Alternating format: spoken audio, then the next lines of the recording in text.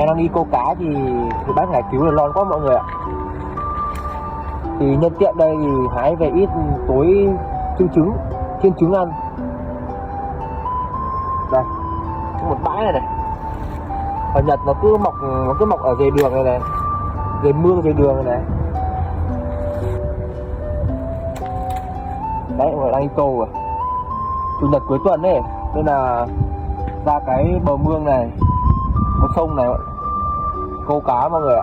Gọi giải trí ngày cuối tuần đấy. Hái ít về tối rán trứng.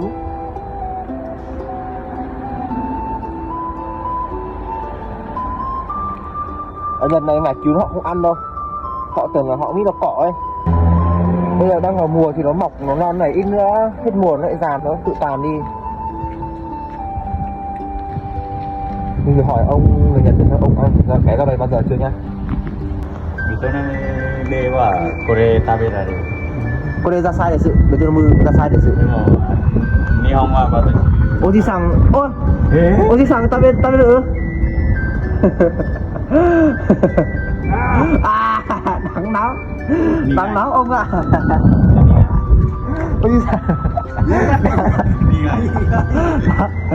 Nắng nóng, ai à?